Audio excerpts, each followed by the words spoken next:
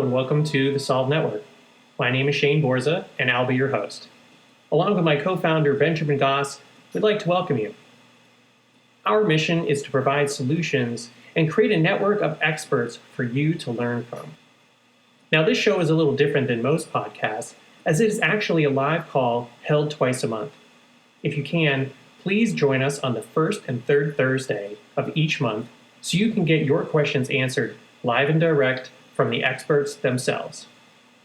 If you're an expert, please contact me at shaneborza.com so you can be a part of the network. And now, here's our show. Today in the Solve Network, we have Mike O'Neill, the LinkedIn rockstar.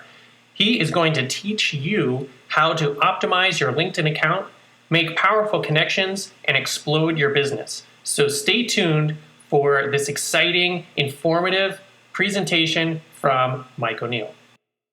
Scene one, Apple, take one. Hi, I'm Shane Borza, your content creator coach. I have 2 books on filmmaking, Film Notes, where you learn to write, direct, and produce, and the Film Notes Workbook, where you can learn checklists and paperwork to streamline creating your content. Available at shaneborza.com. I also have filmmaker resources like the Paperwork Bundle with over 300 documents, the Sound Effects Bundle with almost 3,000 files, and the Music Bundle featuring 900 tracks of all genres. Want to build your professional credits? Become an associate producer and get listed on IMDb. Let me help you get your art out into the world. Scene one, Apple, take one. I believe Mike is going to take a Q&A after the presentation. So, Mike, is it okay if people jump in while you're talking, or would you rather they hold their questions to the end? Which works better for you? That's fine, but do realize that I can set things up in advance. So, you're very often might be asking a question that's answered 2 or 3 slides from now. I'm just setting it up. It's like a joke where you kind of, set it up and the punchline at the end, sort of. Got it. I know the questions that people ask. I've been working from a variation of this deck for years. But this deck in here in particular is brand new, all the hottest, newest stuff. There's been a lot of changes in the environment, and they're all in here. I'm presenting this at a coaching conference in San Diego on Sunday. It's a 4-day coaching conference. It's called A Conscious Coach, very heartfelt coaches. I'm in the business track. I'm not in the heartfelt track. Okay. And I am heartfelt. That's how they found me. They only brought in people that fit the mold. But it's my first millennials conference. They're almost all millennials. I'll be the oldest one there. And that's kind of new for me. So you're all kind of helping me with the deck here that's got to fit 25 to 65 year olds. And I'm in a broad range of industries.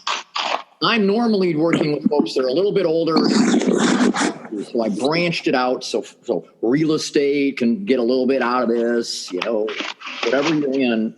The principles kind of hold true across the area. If you're involved in business to business activities, though, you're going to find you get the most activity from it. So, and I'm not even starting with the presentation. We're just waiting for a few minutes here, okay? Just kind of warming up the crowd and stuff. But even in a B2C world, like real estate, you've got all these relationships with other people who feed you business. My mortgage people, my roofing people, my basement people and stuff. While you might not be able to find people who need a mortgage or need something, the people that feed that to you are easier to find. Okay, so that's where you just kind of adjust the logic to my channel network as opposed to my retail network a little bit sometimes. So, all right, I was just kind of stalling. Hi, Lori. Welcome to the show. Hi. How are you? Great. Todd's on. We'll give it another 4 minutes, and then we'll make it a hard start. That way, we can have a hard out at. Well, I guess it would be 10:30 for folks on the East Coast, so they can hang that long. But we'll figure it's going to be about a 40-minute, 30. Well, what did we figure, Mike? About a 45-minute presentation. 45 minutes. It's pretty deep. Yeah, and then we'll have 45 minutes for questions, and Like Shane said earlier, this is gonna be recorded. So anybody that wants to have a copy of the recording should send their email to Shane. So I don't know if you know how to use the chat, but if you click on the chat in the bottom, well, I guess it depends on what platform you're on, but typically it's on the bottom. You can click on chat and then you could send a message to Shane or send a message to everybody, however you want to do it. Hey, look at that. Yep. So I just put my email up there so everyone can just email me if you like. And I do have 3 or 4 other people who said they had prior commitments. They could not be in the call, but they are looking forward to either watching the video or listening to the audio or both afterwards. So there will be some other people that are going to get their eyes on this. So. Cool. All right. Well, let me get a fan going here. Hot deck, okay, and I gotta have a fan on me. All right, gotta have the hair flowing, like in a rock video. Her name is Rio, and she dances on the star. Okay, hold on. And just so you all know, Mike has been to probably more concerts than anyone I know, and he put out a book. He is literally the LinkedIn rock star. So he's got a published book. You can find it on Amazon called The LinkedIn Rockstar. I don't know. How long ago did you put that thing out, man? Like 10 years ago? I mean, that thing's like getting old now. Time to do like a new version. 2010, then 2015 again. Yep. So, so whoever's got a dog and stuff, you need to mute the phone. You need to mute the right there. Yes, someone else. Okay. All right, cool. I'm going to get started a little bit. Is that all right, Ben? Going to start working it up? Yep. How about I just do a nice soft intro here for you, so everybody. Mike and I have known each other for, right around a decade when I got into the political world back in Colorado. And even though we're a little bit on different ends of the spectrum from a political standpoint, I think we really jived and connected on a personal level. So we've stayed in contact and we've helped each other out on stuff. And Mike truly is the LinkedIn rock star. 85% of what I learned about LinkedIn, I learned from Mike and some of his business partners. So I respect what he's got to say. He's a great source of information. And I always find him super engaging and entertaining. So I know he's got a great presentation for us. So anybody... maybe what we'll do after you do your thing, Mike, we'll give people a chance before they ask their first question or something. We'll let them give like a 30-second soundbite on who they are, what they do. And then if somebody doesn't have a question, they can always, we can always at least give you 30 seconds to intro yourself. That way people know who you are. And then Shane's gonna, if you want your contact information shared, we'll share it with the group. If you don't, that's fine too. The whole point of what Shane and I have been trying to do is it's kind of a combination of what Ken Blanchard said, which is none of us is as smart as all of us. And then the other thing that I like, I'm a certified John Maxwell trainer, and he likes to say, I want to be a person of value, working with people of value, adding value to people. So that's really what we're trying to do, just trying to help up everybody improve their life and find more ways to make impact and, potentially raise your income if that's something you want to do. So obviously not required, but hey, if that's what you want, we certainly want to contribute to that. So without any further ado, here's your ado. All right, Mike, take it away. All right, so I'm going to share my screen, and here we go. Got a little bit of PowerPoint for us here to start. And then we'll just kind of jump all around. There's my left brain, right brain. You're going to see that. Where is, it's behind a window here. Hold on. You put windows in front of me, and I got to get back to PowerPoint. All right. Get out of there, get to there. All right. Let me shrink you all down if you don't mind. I don't need to see your all faces. And there we go. All right, so I am the LinkedIn rock star. Thank you for that, Ben. I have been to 1,000 concerts, and I have ticket stubs from about 700 of them still. I've got demos around here. $6 Bob Marley ticket is my favorite one from 75, I think. And, if you're a rock star, you got to really put up numbers. So I hit 30,000 connections on LinkedIn a long time ago. I'm maxed out on Facebook with friends, a little bit under. Got a room for a few more people and stuff. But the environment that I work in is one where the tradition of time in the business, you're not the new guy on the block. I've been doing this longer than anybody. I'm the very first trainer in the country. And when I went to go find training, there was none, so I built it. And I've proceeded to go down every little thing you could possibly do and reverse engineer all you could do on LinkedIn back in 2004. And frankly, that wasn't much.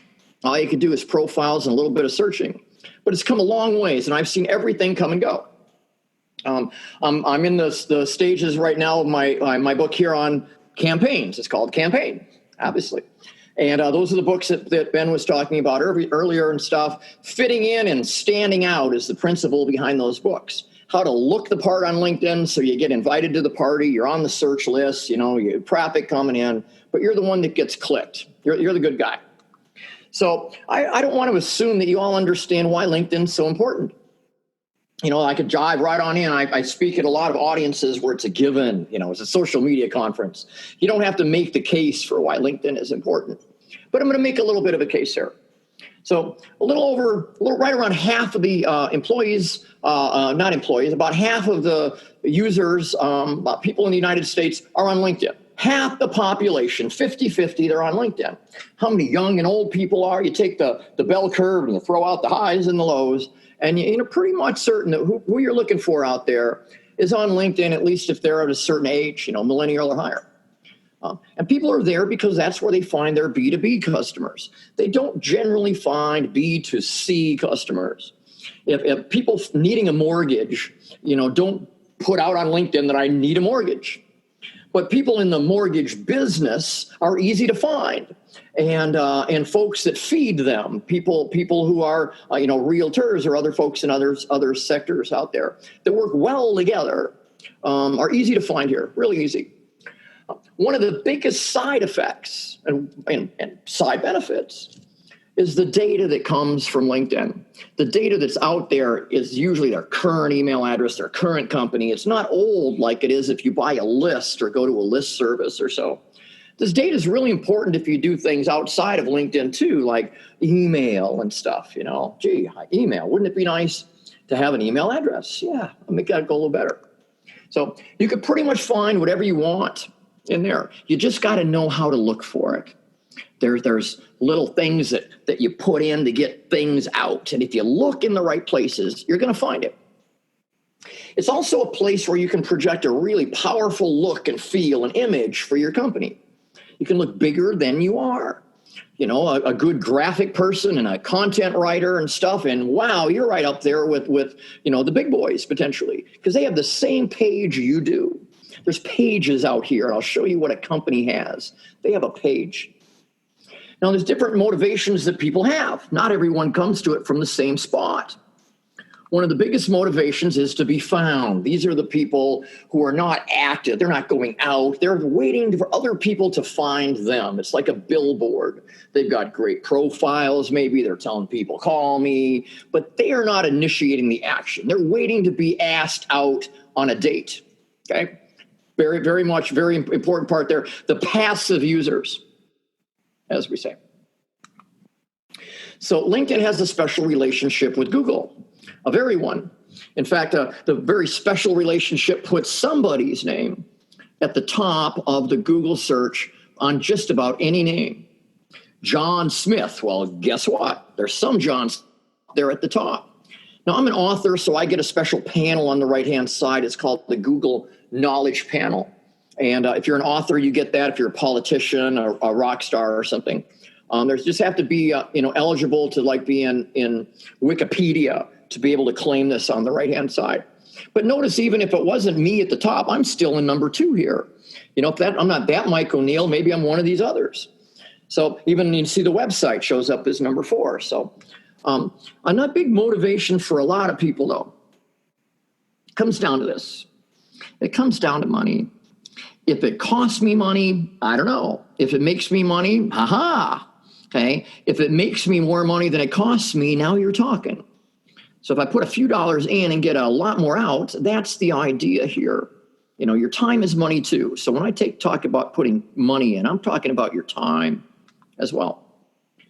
Now, everyone knows that LinkedIn is good for your career, or you should know that this is where the recruiters are hanging out. And if you're 30 years old and a programmer, you know damn well what I'm talking about. They're swamping you on LinkedIn with offers to come write code at my company. There's certain industries that are particularly popular right now. Not everybody needs to be involved. Okay? Not everybody. The folks in your business that are mowing lawns out there don't need to be involved in LinkedIn. If you're just your internal accountants don't need to be involved out there. But there are certain audiences that really do matter. First of all, right at the top. Hey, the boss has got to look the part. Sorry, the boss has got to look the part. If the boss doesn't and other people do, then it isn't flowing in the right direction. Precedent should flow down. Now, the marketing team, you expect the marketing team to have, some pretty good savvy on LinkedIn, and they do. They know their stuff on LinkedIn. They got good profiles. They're doing posts. They're doing all kinds of stuff. Okay, they're always on it. The sales team, absolutely, and the sales team will do whatever it takes to get the deal. Sometimes this is actually from a trade show, I believe, or a client show. And this sales team out here wanted to get the attention of somebody, and they did. They're in my presentation. The recruiting team, they have a special version called LinkedIn Recruiter. So I'll be talking about a sales version here called Sales Navigator, but there's a special version that's actually quite pricey, $500 a month on up for most folks, for recruiters, and they can't live without it. They cannot live without it. This is the biggest revenue stream for LinkedIn is the recruiting market and the products they sell to them, because people post jobs and the recruiters come in. They got that whole thing going on. They're more important than Indeed and Monster and those others. Just ask anybody, any recruiter. Hey, without my LinkedIn, I couldn't survive. But in a lot of cases, it's not all of that. That's part of what you do, and that's part what I do, and that one is, and that one is. It's all you. And I'm going to assume here, okay, for the rest of the presentation, that this is you, okay? I'm not going to assume that you're a person on a team with management structure up above you. This presentation is primarily for the entrepreneurial spirit, okay? It applies well to other things, but you should realize that this is the goal here, okay? These are the folks I'm most aimed to please. And if this is you, well, I hope you're pleased. So we got to find out what you want. Well, I said motivations, right, at one time, So in determining what you want, there's a little bit of looking in the mirror here. I'm somewhere in the middle here. I'm a little bit of left brain and right brain. I have a colorful imaginary side to me out here, very colorful. But I'm also a data guy, and you'll see all this system structure in here and stuff, logic. So this is a combination of both, but you'll kind of know which side you are and which you're not. If you're a logic sort of person, you might need to buy services from the right side. And if you're a colorful person, you might need to buy or get some other way services from the left, because you're not the CRM guy. You're the one who does the post. Both of them come into play here, okay? Targets on the left, the messages on the right. Messages are colorful and pretty, and the targeting is like a spreadsheet or a database. So one of the other things that people want are leads. Now, these are sales leads. They might be leads for all kinds of things. Let's just leave it in the term of leads in general, and you define how that is for you. For me, it's sales leads. But for other folks out there, it's relationships that matter most. So if it's relationships that matter most, then you have a different outlook on LinkedIn. You really do things differently than if you have a monetary bent about you. People can smell if you're out for the money or not. The relationships lead to leads, but sometimes it's better to start with this principle. So fundamentally, another thing that people want from this, and they sometimes they don't know they want it because they don't know it's possible, but they want data to come from their campaigns. okay, from LinkedIn, from the work that they do, the things on LinkedIn. Wouldn't it be great if that data got into my Outlook or into my Gmail or into my CRM system? Okay? And that data that comes from LinkedIn is about 2 steps removed from being into those sort of systems if you follow what we're doing here. Okay? So what you want versus what you need. And the what you need front, you need some time. Now you need time to learn it, or you need time to manage it, or you need time to sub it out, to read the reports, you need time to respond, you need some amount of time. Okay? I'm gonna say that 30 minutes a day is a good amount of time to spend on this. So if you're wondering, Mike, what kind of time are you talking about out there? 30 minutes a day. Yeah. And if you miss a day, so what? It doesn't mean the next day is necessarily 60 minutes, okay? But try to put 30 minutes a day in, all right? But 30 minutes a day doing what? Well, there's a little bit of knowledge, and you're going to get some of that knowledge here today. And what do I do with my 30 minutes? You know, how do I spend my time? How do I spend my time most effectively? Not how do I just spend my time? And part of that is implementing some systems that do some of this for you, perhaps. Because if you're going to get busy out here, it's really nice not to handwrite letters, but to word process them. It's really nice to have a drill instead of a screwdriver, or an electric saw instead of a hand saw. There's elements here that take to systemization really well. And that's the end here. We kind of end with systems. So I'm going to show you what goes into systems and how that all works here in just a moment. But in order to do the things we want to do, we need the right tools. Okay. LinkedIn itself has 11 filters, and they're good ones. I'll show you. Okay. There's a free version. You can pay more money, get a paid version. And then there's a Sales Navigator version that we're going to pay more attention to here. It's $80 a month. You get a free month trial. I'd like anyone who's using Premium or Sales Navigator to tell me here. Unmute yourself and tell me what you're using. Ben, can you ask around on this? Folks? Ben, you're muted still. You have to unmute yourself. Or Shane, you can ask. I just need someone to let me know who's using a premium version or has used any of these products. Anybody? This is Wayne. I paid for a premium version and subsequently did absolutely nothing with it, so it's a complete waste of money. Got it. So the premium. But that was my fault. Okay, keep going around the circle here. Thank you, Wayne. I'll come back to that. Anyone else? I've got Sales Navigator. And who is that? Sorry, that's Ben. Oh, Ben does. I'm sorry. I saw it, Ben. I saw when you spoke. Oh, so Ben does. You kind of don't count in this. Okay. Hey, Mike, this is James. I also paid for premium some time back. I didn't know what to do with it, and so I didn't really get my money's worth either. Okay. Anyone else? Okay. So premium, when you pay $60 for premium, all you get is a little bit more of the features you already get. You don't gain 18 features. You just get more of the 11 features that you already get. It's a really poor value. It doesn't do much for you. You wouldn't hardly notice if you had it or not because the screens all look the same except you're paying $60 a month. I'm going to show you some Sales Navigator stuff, but I'll compare it. You get to see both of it here. Okay. So who to target? Who do we want to go after? This is a big component to this here is we want to in our efforts out here target just the right people, not try to find anybody. We're not looking for a conversation just because we're desperate for one. We want very specific people. You got to kind of know your audience. Right? And knowing your audience means kind of looking deep inside of people here. This is old photo here, but in this audience here, the audience here is people with hats. Do you agree? Here's my audience, people with hats. Okay? So in LinkedIn, our audience is generally found through a search. So we put things in the LinkedIn, and then we get things out of it. So we put in criteria for the search. Well, what are those sort of criteria? You've seen this, everybody, right?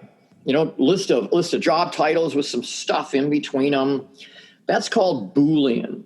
It goes back to the 1850s in the UK. Mr. Booley created this form of early programming. This is really programming back in the mid 1800s. Yeah. So in the context of this, there's another feature out here that's in Sales Navigator only. Now, this is in everything. Everyone can do Boolean. You can do it on both sides, LinkedIn or Sales Navigator. But you can only do this sort of filter where it's really simple and easy. Yeah, give me them. Yeah, give me them, without going through this whole coding process. Okay. This is better, but this is easier. Okay. And frankly, sometimes you do a combination of both. Another thing that's nice about Sales Navigator is being able to hone in on people that either might or might not be millennials in the broad sense. I want experienced folks, or I specifically don't. I have clients that specifically don't want anyone with more than 3 years experience because they're going after a specific market. But for the most part, if you can single out folks that are brand new to the business, you usually find that makes the results a little bit better at the end. So you might kind of pick maybe 3 years or more, or 6, or 10 plus. Most of our clients do 6 plus or 10 plus. So in our criteria, we're on that bandwagon now. Where somebody is, their location matters a great deal. For most folks, this is a huge one here.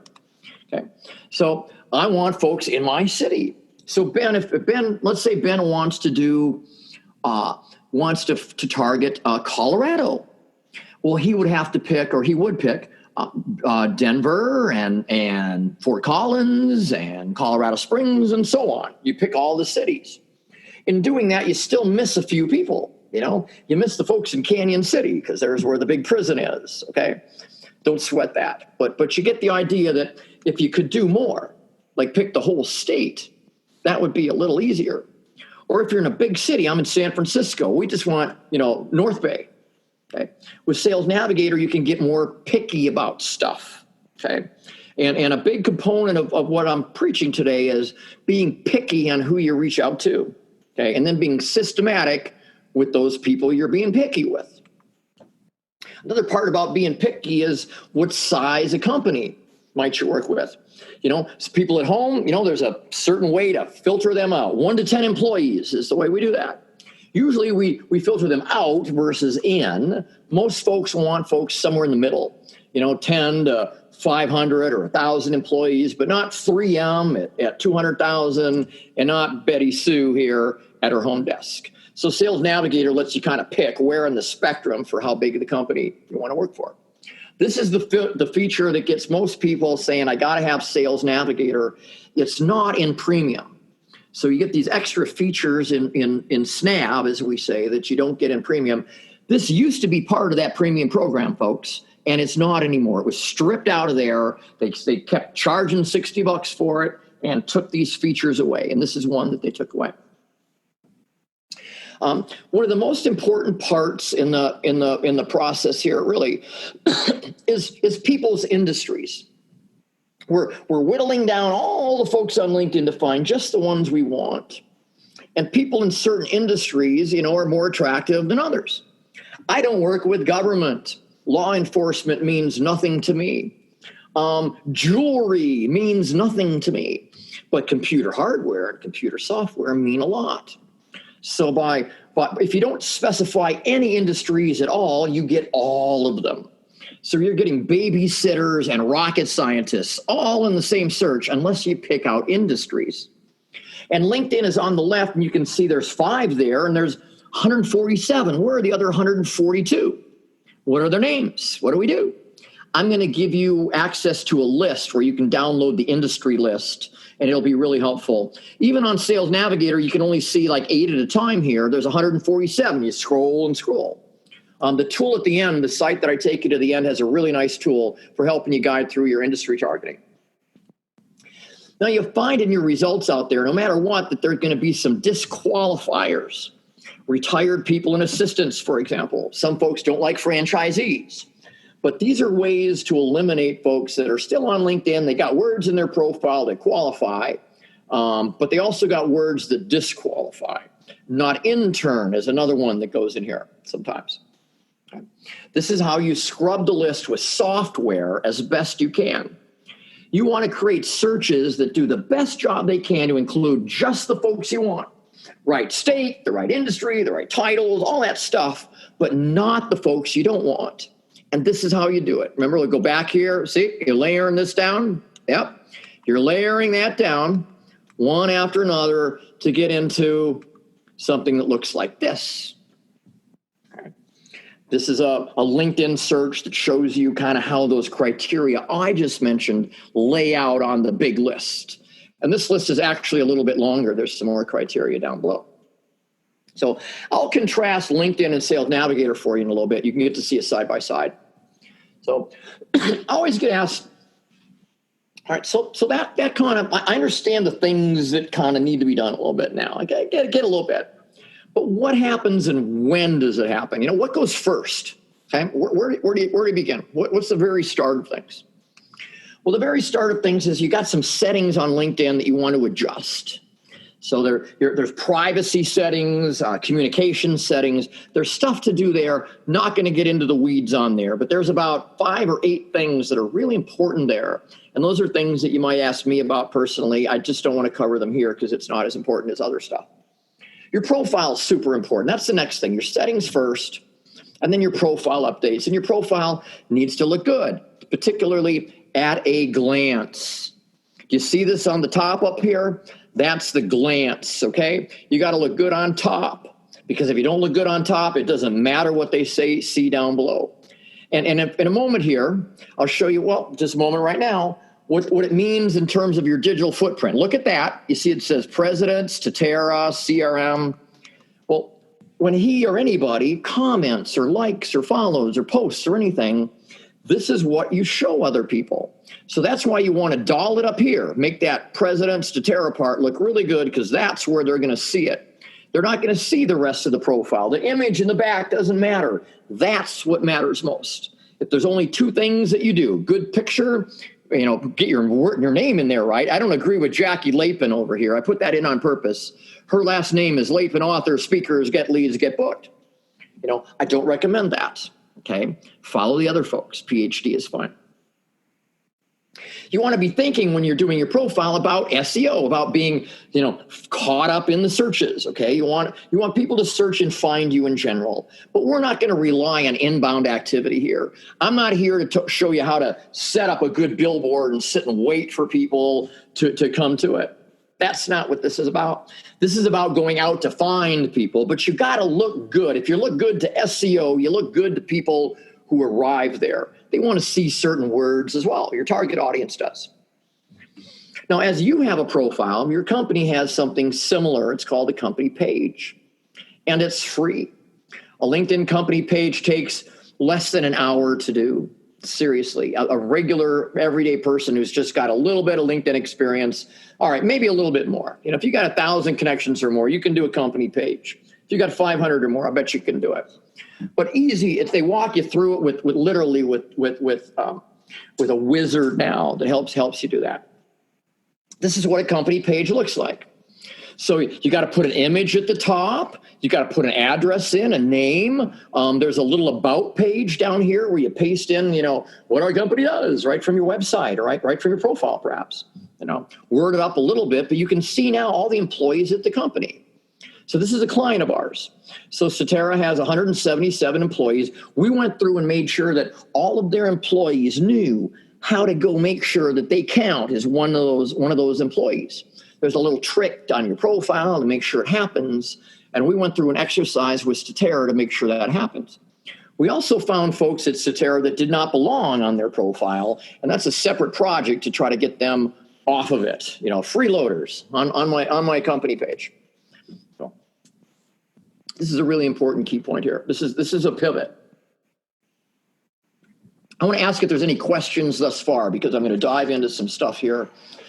I don't have any sleeves to roll up because I got a short sleeve shirt, but this is a great question and answer time here. We're right at the halfway point, and it's going to get technical here. It's going to get really interesting and fun. If there's something that you don't understand enough here, please ask a question.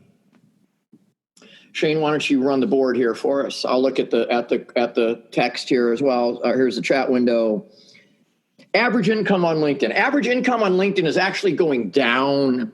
And the reason it's going down is because more and more people at entry-level positions are joining LinkedIn, but you're in that $60,000 to $80,000 range. The last I saw was in the 60s, but before that it was in the 80s. And it's not because people on LinkedIn are making less money. They're making more, but more entry-level workers are coming into it. And they've got $25,000, $35,000, $40,000 incomes. Really good incomes out there in general. But, the executive teams, like I say, they're always out there. The lawn mowing folks that make $12 an hour, they're not. Any questions from anybody thus far? Hey, Mike, this is James. If this is not the right time for the question, just let me know. But because I have a day job and then I have my side business and they're separate entities, at some point I'd like to hear your thoughts on how do I kind of address both of those in my profile. Okay, so you have two current jobs on your profile. So you have one job that has when you started on that to present. You have another job when you started on that to present. And you get to decide which one goes on top and which one goes second. But you have two simultaneous jobs. You don't work it into one entry. That's a good, this is the time for those sort of questions right here. Any others I'll take? If they're in the chat window, just read them to me here. I don't see any in the chat window, so. Hey, Mike, why don't you talk about the importance of, or like how experienced LinkedIn users like myself, how we look at mutual connections and the importance of having 500 plus connections as opposed to being like 320, 450, 120, that sort of thing. It's a good point. I actually had that in the presentation and took it out because I didn't know if it applied, and it does. Okay, so I'll put it back in actually for next round. If you don't have 500 connections on LinkedIn, you're looked down upon as there's something inferior about you, or you're so damn important that you've really blocking things up.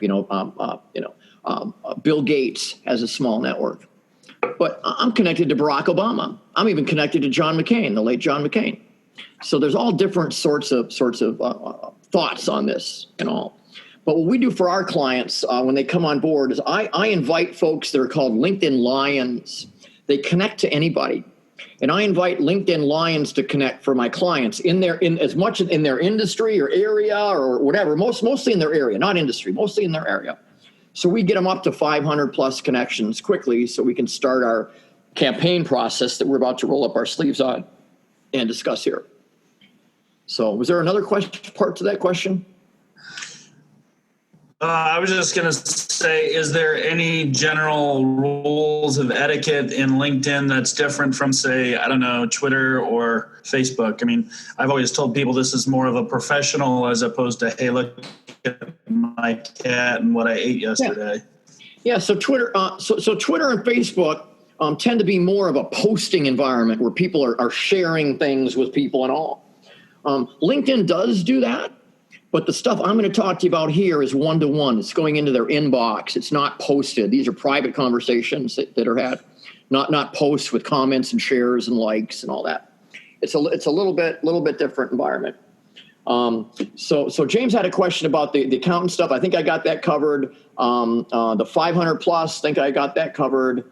I'm going to jump into really cool stuff here. So, let me take a breath. Are you ready? Do you feel the excitement? Because it is. It's pretty exciting. We have three target sets. Okay, we have three sets of targets, three types of targets that we're going to go after here. The first one is really easy. The folks we're already connected to. We want to engage the folks that we're already connected to on LinkedIn and just say hi. Been a while since we talked. It's the lowest hanging fruit there is. And that conversation goes kind of like this. It's been a while since we've spoken, whatever. In my case, I want to give people a little bit of state of the art. If they like, they'll do a 30-minute call. Schedule a call right down here. Really easy. That's the lowest hanging fruit there. These folks you're already connected to, because you can freely send them a message. There's all kinds of things you can do. So that's what that message looks like. The next thing are folks that we should be connected to, but we're not. I'll bet that all of you folks here, you're not all connected to Ben on LinkedIn. but you should be, don't you think? So Ben would be in this category of my existing contacts. Well, how many other Bens are there that I should be connected to? People that would feel really bad if they got a message that said, "Dear Ben," and said, "My name is John." Yes, Ben, I know, we golf together, or whatever. So you want to avoid those uncomfortable situations of reaching out to people that you already know with language that sounds like you don't. And it's really easy to do. Here's my situation. If these are existing contacts and they should know you, don't even send a custom invite. Just click connect. Connect. Make it easy on yourself. There's no reason whatsoever. You're not putting them on a campaign. You're not starting up something. You're just making sure that they don't get an uncomfortable email that puts you both in a situation. Okay? So just not even the generic invite that says, "Welcome to join my network." Just the connect button and go, connect and go, connect and go. All right. So you find these people all over. Right? You business card piles, I got them all over here, but all my business card piles here have all been invited, or I've chosen not to invite them. It's one of the first things I do when I get business cards. I do it even before I leave the event. Do you know how I really wow someone when you invite them to connect at an event and they'd go, yes, and they connect right there. I mean, I end up talking to those people at conferences, but I'm in the business. I get that. I'm in the business a little bit. But when you've got these names and all, it's a little hard sometimes if you've got a common name to be able to find those folks. So you might need to add a little bit more to it to find some of these common folks. Okay, so we got our folks here on our lists out there. We're going to find them. We're going to invite them. But sooner or later, we got to start now. I'm the Amway guy, and I'm already selling to all my neighbors, all my friends. Now I got to find strangers. Okay, people that I don't already know. Not low-hanging fruit anymore. This is where I'm going to show you a process and a system called the time system. And the time system breaks down this process of systemizing all into something that makes it really easy to understand and do. It really does. The time system finds targets, the searches that are as good as we could possibly get, all the right words and all that in great list. Then we scrub that list. We include just the folks we want. We're going to kick out the folks we don't. We're going to send messages to people, and the ones that respond, we're going to engage in conversations, going to put a little data in our CRM system. This is how it works, kind of from beginning to end. So the reason it's so powerful is there's a long-term value to this. You know, LinkedIn connections are worth something long-term, especially really good ones. A database, wow, that's even nicer. If you ever sell your company, the database goes with the company. It's more valuable for someone to buy if you've got more data, a database of customers. If your employees, by the way, are taking their database with them because their LinkedIn is going with them and they're not leaving any of that data behind, you might want to rethink that a little bit. So I made the case for Sales Navigator. I made a pretty good case already. Let's keep going. So I want to identify, because we're going to need the Sales Navigator for what we're doing here. So I want to show you what the basics are of a campaign. A campaign are people we want to find, right? Right? Just the right folks. We're going to invite them to connect after we find them. We'll send them some messages after they connect.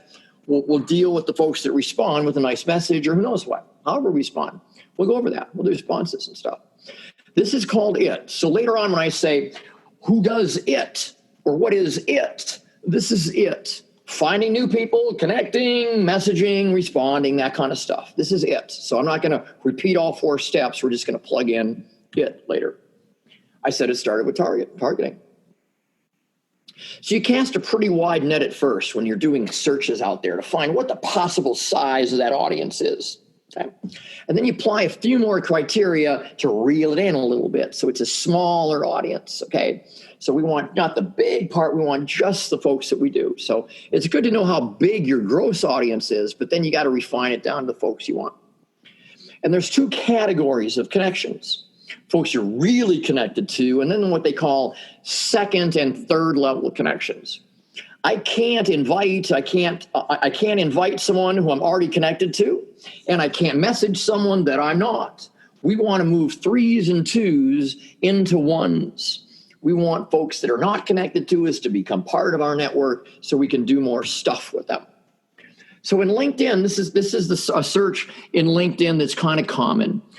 An executive level title in a city, in a certain industry. Okay? So this is a pretty common basic search. Now notice even I have a Sales Navigator account, so I can just click on over. LinkedIn will give you an ad to go buy Sales Navigator and try to get you to get a trial over there in the upper right corner. But in Sales Navigator, you can do a lot more. And by a lot more, I mean, the head count alone is a killer there. It's just fantastic. I don't want solopreneurs. I only work with folks that are willing to spend 10, 20, 30 grand. Well, that's not a person living at home. Okay. And the big companies up there, they want to buy systems out there that scale to thousands of users. If you don't sell that, now you're somewhere else in the spectrum. This is a common search for me here. I look for folks with 6 or more years of experience in Denver, this size of company. I like the ownership level, that kind of stuff. That's my kind of search. Now, that search creates a gross list, our big, great list of people out there. We want to be picky in terms of who from that list actually gets to go forward. We're going to sort of interview each person on that list and decide if they're included or excluded. Generally speaking, you start out with everyone included and you scratch them off the list using our techniques here. You don't have to put 25 people on a list or 20 out of 25 in a search. You would essentially just scratch 5 people off. It's really fun to kick people off a list. It's really an arduous process to put them on. So we put everyone from the search on a list, and then you can scrub it and take out the folks you don't. It'd be pretty common on a typical search screen that had 25 people on it to eliminate maybe 5 people. So of the 25 that you get to see on each page, you might cut 5 of them out of the equation. They look too small. They don't have a picture, something like that. I'm talking about scrubbing, and scrubbing can be sexy. No, I know it's not, okay? Scrubbing is not sexy, and it's just a matter of checking boxes and unchecking boxes. Yay, they make it great, great, great, great, great. No, it's not like that. It's really boring stuff, okay? But it goes fast. It goes fast. Scrubbing lists go fast, okay? And once you do, you have an approved list. This list, everyone on this list is approved for everything I'm going to do. If not, go back and scrub some more. You've got a bona fide list here. You agree that these actions are going to be going against this carefully scrubbed list. So that list of folks are going to get some messages from us. This is M in the time system, targeting, including messaging. So these messages here go exactly to those targets there. Real estate messages to real estate people. Software messages to software people. But these messages are designed to get a conversation going after people connect and all. So I'll kind of go over the process here, but the process is one of trying to bring people closer to you through words. And Ben, here's my quick little political statement there. That's for you, buddy. The idea is these conversations that are pure words need to feel like this. We use really special words to bring people in. All right. So this is a standard campaign that happens. When we talk about it, remember I said it, this is it. We invite people we don't know to connect. We send them some messages that might lead to an article or to a video or something. Eventually ask them if they'd like to have a conversation with us. This is the standard kind of campaign that happens. Now, the campaign puts into it messages, and it puts into it targets, a scrub list, the zipper. Remember, that's the inputs that goes into this. What comes out of it, the first big thing that comes out of it, is responses. And these are some real responses for me, for my campaigns, no less. Some folks like it, some don't. And there's a series of processes that you have to go through with each of these responders. Okay.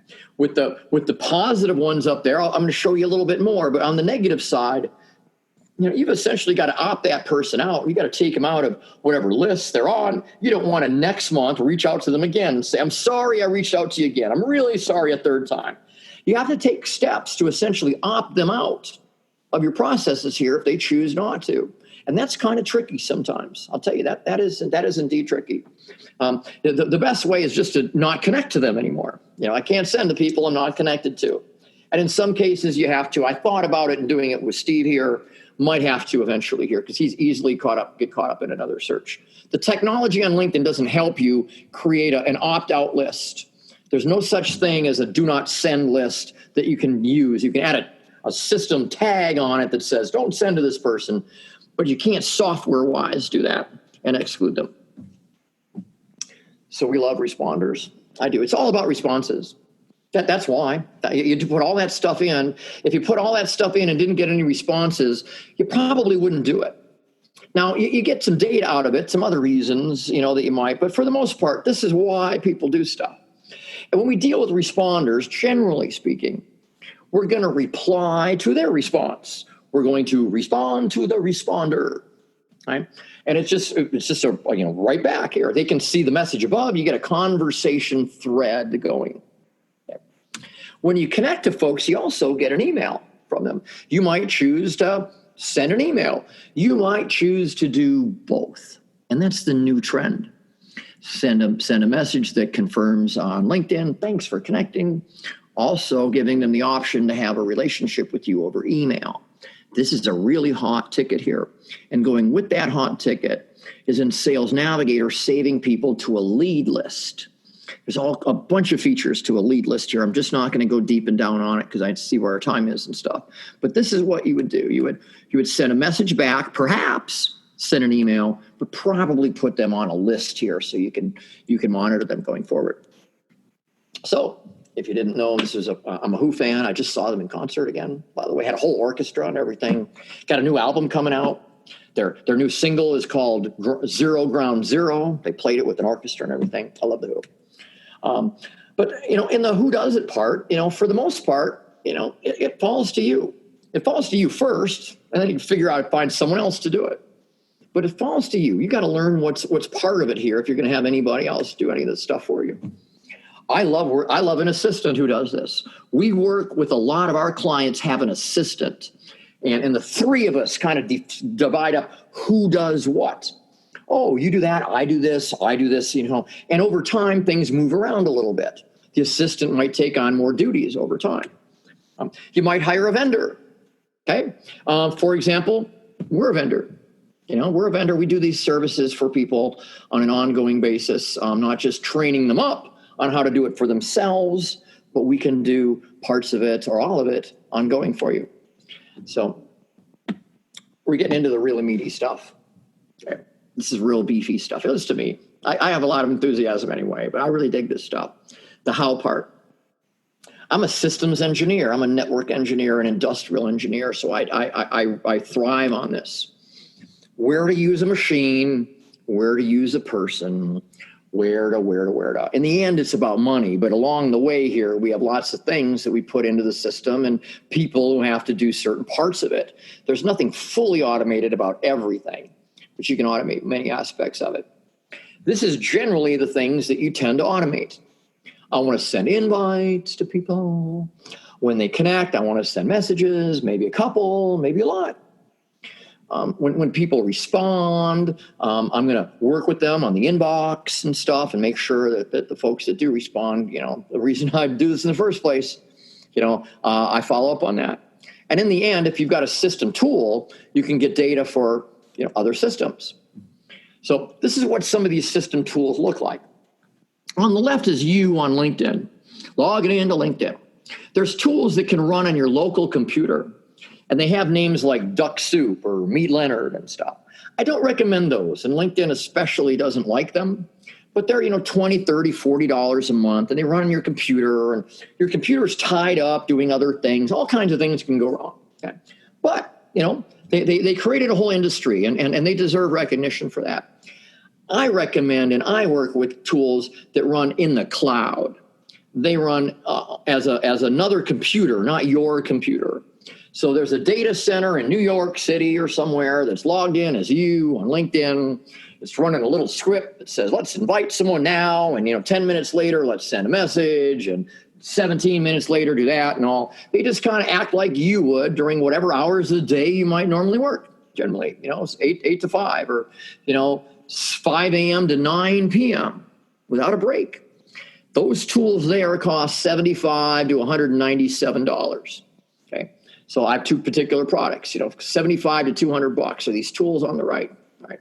And all of these create data and put them into systems, but the systems, if you don't like uploading and downloading CSV files and renaming files and wonder where is the file and what is it, and you open it up and you find, the cloud tools do a much better job. They create a Google Sheet where the data is just sitting there automatically for you. Now, there's quite a bit of configuration that we do for clients to get the data there, but it looks really simple and sweet on your side. There's just a little bit of action we got to do. So all those things I described out there, they don't manage themselves. Somebody has to put the stuff in and know what comes out, set it all up and all. That process comes down to somebody. It comes down to you, the account holder, first. All right. And then you can maybe move that off onto somebody else. So there's a dark side to this. LinkedIn doesn't care for this too much. LinkedIn wants you to sit there on your computer looking at ads on the side of these profiles. And I'm saying, maybe we can use a tool to do that instead. So you don't have to sit there at the keyboard creating page views for LinkedIn, clicking on ads, right? That's their process. They do not like this. But they've been losing in the courts. LinkedIn's been having some issues with, that data is public data out there. We're showing it to the whole world out there. You can't make it private. There's other things as well. This is right from September 2019. So there's multiple court things probably will go on and stuff, but at least right now they're 0 for 2. So, that's a green light in many people's worlds here. My community out here just loves this article.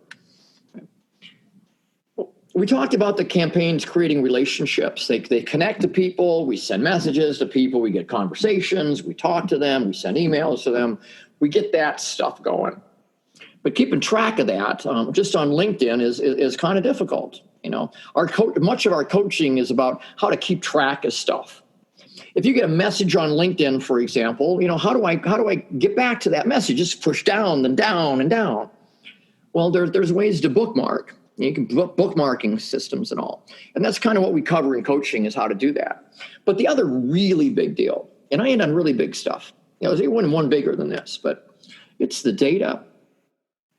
Everybody you touch on LinkedIn using these systems and tools brings data that goes ideally into a CRM system where you can have those other relationships, the email relationships, keeping notes, keeping stuff centralized. And also as employees come and go, the data that they put into the CRM system stays as they leave. Their profile goes, but guess what? The data that we got from the campaigns is in the corporate coffers here, creating greater value for the company. It's my favorite part.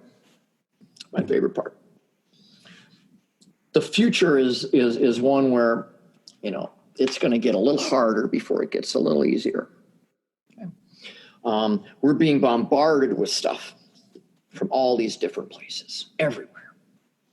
And artificial intelligence and software are going to create an inbox that's really beautiful to use, that just has just what we want. Our inbox from Facebook and LinkedIn and Gmail all together in one spot. I'm looking at a record and I can decide, do I want to Facebook them or link them or email them or tweet them or whatever I want to do, whatever action I want to take, all from one spot. The feed, what these people are talking about, all comes into one place. Your network on LinkedIn is sort of intersected with your network in other places, with your contacts, stuff. This is where it's headed. I'm working on software right now to do that. I'm visiting with some VCs. I've got some action happening. This is where it's going. It's going to be easier. There's a little mini me running in your computer out there that realizes what you want and what you need. And it acts on your behalf with artificial intelligence techniques that are not too far in the future. This stuff is here right now. Unbelievable apps being made. Well, I understand that that's a lot. And maybe you'd like a little bit of help. So here's the do-it-yourself help. All right, I've got two great pieces of do-it-yourself help here. this site here, navigatinglinkedin.com. Lots of free guides. You want to get the industry guide there so you're not targeting industries you shouldn't, things of such nature. So let's see. So, all right, just going here. Yes, all right. So next, freebie. And this is really special here, okay? I have a campaign white paper. It's 20 pages. It's a special PDF file, okay? And it goes over all the aspects that I covered here. In fact, you'll see some slides from here in the PDF there. You have to email me here or somehow for me to get it to you because I don't have a landing page for this yet. There's not a place. It's not on Navigating LinkedIn yet. It will be in a month or so. But if you want it now, it's a version of this PowerPoint actually that works really, really well here. Okay, so this is kind of what we do. I coach individuals. We train sales teams just like I described. Okay, all the things that we talked about here are part of a coaching program. They're also part of a done-for-you service program, if you like. And there's plenty of gray areas in between, especially if you have an assistant or something. There's a lot of gray areas. So this is how to reach me. There's my email. There's the Navigating LinkedIn link. I'm available to do 30-minute calls if folks would like. And you know what the topic would be, but I know there's private things that often you don't want to discuss out in front of a group sometimes. And I just wanted to make sure that people, felt free that they could do that. Hi, I'm Shane Borza, a climber, creator, and coach, and I want you to build the skill of health and fitness. My new course is a priceless gift to you, and it's available exclusively on PonoQuest.com. That's PONO Quest.com. Build the Skill is a minimalistic, functional, real-world fitness program which can help you to move better and get stronger faster. I can't wait for you to check it out, and when you do, please let me know how it helps you. That's Build the Skill at PonoQuest.com.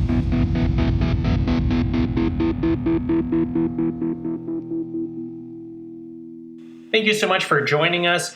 If you'd like to hear more from Mike O'Neill, the LinkedIn Rockstar, tune in next week for a bonus episode to include a discussion and Q&A with him. I think it's going to be an excellent way for you to hear some of the questions you may have thought of get answered. So stay tuned. As a reminder, these calls are held live on the first and third Thursday of each month. If you'd like to join us as either a listener or guest expert, please contact me at shaneborza.com. On behalf of my co-founder, Benjamin Goss, we're glad you are a part of the network and hope you are finding solutions. If you need solutions, please reach out.